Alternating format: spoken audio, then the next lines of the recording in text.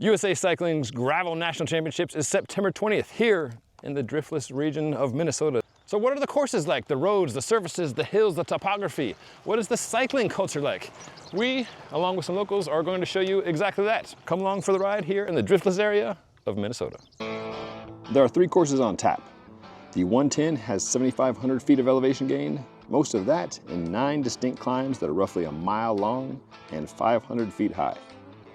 The 74 has 5,100 feet of elevation gain and 5 main climbs. And the 31-mile course has 2 climbs and just shy of 2,000 feet total elevation gain. All 3 finish on the same circuit of the stout Chicken Ridge gravel climb, followed by a run through an apple orchard and then into the grounds of a gravel quarry. All 3 feature the same final 1-mile climb that averages 8% before descending back down into the Crescent. Most of the last 5 miles is paved, with a gravel kicker up into a neighborhood, followed by a steep and curved paved descent down into town, 2 turns before the wide open finish on Main Street. After 2 years in Gering, Nebraska, the course here is vastly different, worlds apart. If someone has not been to this beautiful area, what do you tell them to expect? What is riding and racing gravel bikes like here in the Driftless region? I tell them to expect to have their mind blown a little bit. You know, there's nothing, I think, more beautiful, more scenic. Expect hills, expect good gravel, but I think the beauty of the area is fantastic. What about visibility? Like last 2 years in Gering, you could see literally for miles, which can be a good thing, can be a demoralizing thing depending on where you are. Here it seems like visibility is quite limited. Do you recommend pre-riding the course, or is it the type of thing you could just go out and enjoy it? No, you definitely need to pre-ride the course. You need to know the corners. You need to know where you're going. I was talking to Chase Work about it this morning, and you know, he's like, it's going to be for sure to my advantage to come out here, to know the turns, to know the course. The gravel is usually really good unless they freshly grade it, but if you know where the tight turns are in the downhill and how to line up for that, you're going to have a much better experience for sure. Yeah. Yes. I think for the race, for sure, especially at the pointy end, it's going to be one of those out of sight, out of mind, because it's almost like a mountain bike race. It's so windy, it's so tight, it's hilly. It's not like you're going to see somebody 2 minutes up the road and you're just going to be watching that wheel. Like, I think people are going to go, and there's enough hills too to really break up things, and I think that's really going to be a difference maker, especially in the more elite field. Chase, tell me about the Driftless. What is the Driftless area?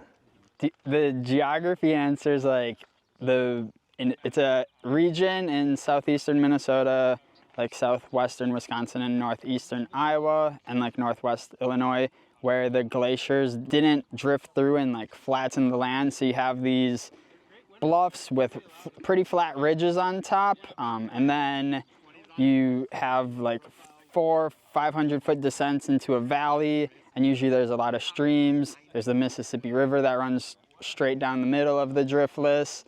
And I think it's one of the most beautiful and underrated parts of the country. What's your advice to people coming out for Gravel Nationals? Get ready for some climbing. I don't think aero dorking out is probably the best thing to do. Get ready for some really fast roads. Be prepared to descend. I would make sure you have your Garmin like zoomed in. If it looks like a sharp turn on your Garmin or Wahoo, it's gonna be sharp. So I want everyone to be safe. You're not gonna win the race on the downhill, but you definitely could lose it. So yeah, stay within your means.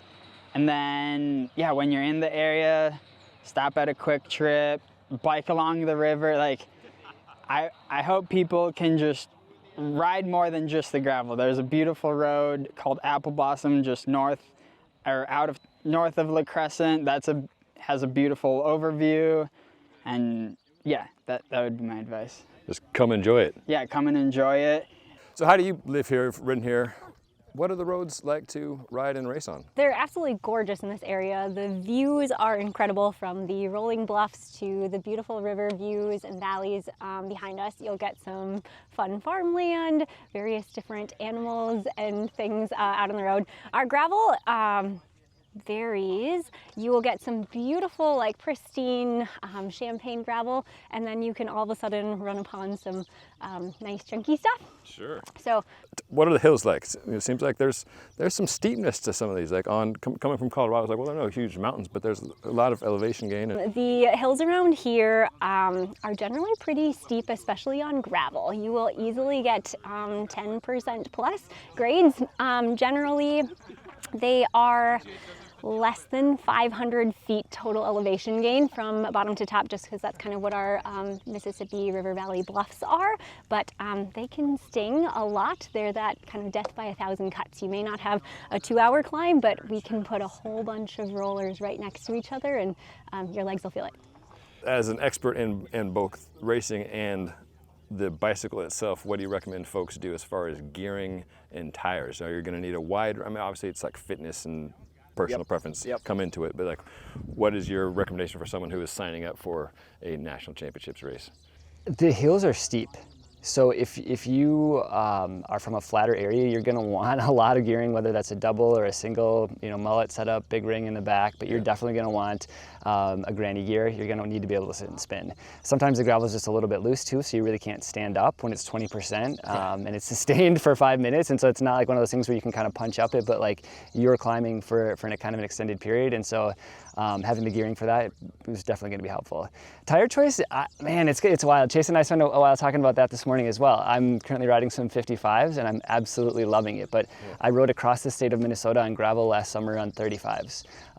So you can do it for sure. On a skinnier tire, you're going to bounce around a lot. You might lose some time on the descents, but I expect the race to be won on a pretty fast, pretty slim tire. Yeah, like I'm on 42 just straight up slicks today, and feels fine, except for some of those loosey-goosey corners where I'm definitely taking it on the more cautious side of things. But point is like whatever tires you bring, just enjoy it. For sure. No, I'm running a fun gravel ride out here through the bike shop, and I just told people you could ride a road bike. If you only have a road bike, if you have a mountain bike, if you have a gravel bike, bring whatever you've got. Just know there's not really a perfect bike or a perfect tire for the riding out here. The race starts and finishes in La Crescent, a small town just across the mighty Mississippi from La Crosse, Wisconsin. And if you like coffee, the start is just steps away from Affogato Lane. Coinciding with Nationals, La Crescent will be hosting its annual Apple Fest, celebrating the fall harvest with food, drink, and festivities. Since La Crescent is small, most riders will stay in La Crosse, Wisconsin, a vibrant three-college town home to a great bike culture and many great shops, restaurants, and hotels. We started about 30 years ago, believe it or not, is a big race in Wisconsin, Chequamegon 40. There's a lot on gravel roads. So we'd come over here and ride gravel on our mountain bikes to do that. With this race, it was like looking at all the routes we had and saying, okay, how do we make it work for a course for nationals? Because there's a million neat roads here. The question is, how do you connect the right ones? How do you make it something where you can have the support and everybody enjoys it? So I think people will be pleasantly surprised when they get here. It's not flat. Tell me about road service. What do you expect the roads to be like come September? Could be anything. Typically, if it's a good year, you'll have some nice, smooth, fast, flat roads. I mean, they do a lot of work right now. We got out a month and a half ago. Everything was flat and hard because we had a nice winter. Now there's a lot of loose stuff. They're laying down gravel. They do that all summer long. By the time nationals get here, it should be in good shape. But you could get a storm. You have some nice big ruts in the road. We do a section of minimum maintenance road later, and that's one of those where they don't do all the maintenance regularly, so it might be interesting that way. But as advertised, minimum maintenance road. Yeah, a lot of good fun roads, but a lot of variety, I think. If you're going to the race in or out of Minneapolis, there's all sorts of great cycling culture here in the Twin Cities, including Angry Catfish. Around Minneapolis, it's a lot of city trails. A really good crew of people that actually ride out of this shop, Angry Catfish. We ride around the lakes, ride around to St. Paul, up to Northeast, all around. But we're going to be going down to the Driftless region. It's just beautiful. It's the area that wasn't affected by the glaciers, making it all flat. So you get these big bluffs that go up, 8-minute climbs. You're in a valley in the farms. You see the Amish people on the horses, and then you go down and you're around streams and creeks and all the trout fishing. So really cool area to ride. If people are coming in or out of Minneapolis on their way to or from there, where is a good spot to get a nice beverage in Minneapolis? Well, I would say Bauhaus Brew Labs. This is where I work, and we're good friends with the shop here at Angry Catfish. They actually sell some of our NA beers. We got a big tap room, lots of bike rack space there. We actually have a bike team that we sponsor called Hand Up Racing that does social rides, and you can join on those. They're super fun. A party-forward team is how you described it to me. Yeah, very party-forward team. All right, well, yeah. Thanks for making it happen. Thanks, sir. Yeah, thanks, man. In addition to all the cool bikes and merch, inside Angry Catfish you can find the workshop of wild bikes, run by Jeffrey Frayne and his team. Someone asked me to build them a bike, and I was like, yeah, no problem, we can do that. And so I didn't have anything to do because I'd lost my job because of the pandemic, and I ended up starting a bike brand. How many bikes are you doing in here with your team? We do production bikes in Taiwan. Yep. And that's really, the main focus of the business. And then we have our workshop here, and Brad is our full-time frame builder, and we'll build between 40 and 50 frames here in-house. We don't do any welding, so everything is either lugged or fillet brazed. Paul's been driving support for us all day. Thanks, sir. Appreciate that. Absolutely. Where are we now, sir, and what are we about to do? What will racers be doing here? Well, we'll be climbing up one of the bluffs. The racers will actually be racing through the lanes of apple trees out in the orchards, followed up by a gravel quarry. We thought it'd be a great little combination to show off from some spots on the top of the bluff. You can actually see the Mississippi River, which is not too far away, and it'll be some pretty sights for the racers and for spectators alike. So.